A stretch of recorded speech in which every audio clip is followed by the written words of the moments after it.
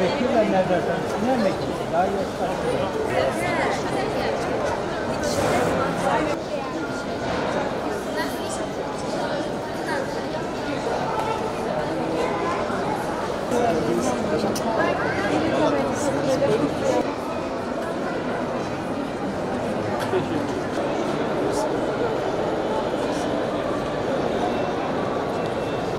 Bizler 31 Mart öncesi aday gösterildiğimizde Büyükşehir Belediye Başkanımızla, Battal Gazi Belediye Başkanımızla Malatya'mıza şu sözü vermiştik. Demiştik ki 2 yılda Malatya'mızı ayağa kaldıracağız. Evet, geçen süre içerisinde bu dediklerimizi bir hızlı bir şekilde gerçekleştiriyoruz.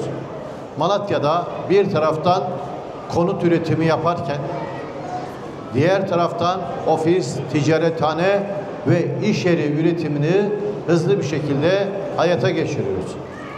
Tabii ki şehri ayağa kaldırmak sadece konut, iş yeri, dükkan yapmaktan ibaret değil.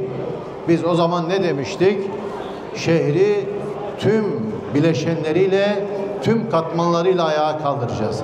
Yani şehri her alanda ayağa kaldıracağız. Bu faaliyetlerimizin bir bölümünün açılışını sizlerle yapıyoruz. Evet. Ne yapıldı?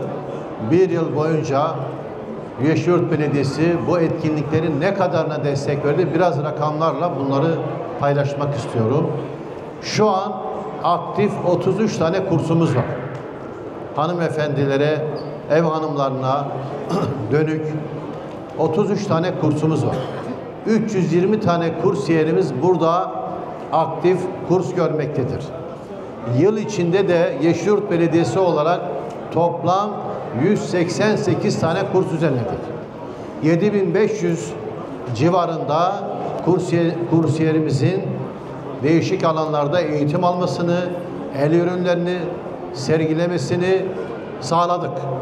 Bugün de hanımefendi kardeşlerimizin bir yıl boyunca el emeği göz nuru olan ürünlerimizi burada yine hanımefendi Hazirun Sevgi Hanım'ın, Feride Hanım'ın ve Esin Hanım'ın katılımıyla inşallah halkımıza tanıtacağız. Bu katılımlardan dolayı onlara da ayrıca teşekkür ediyorum.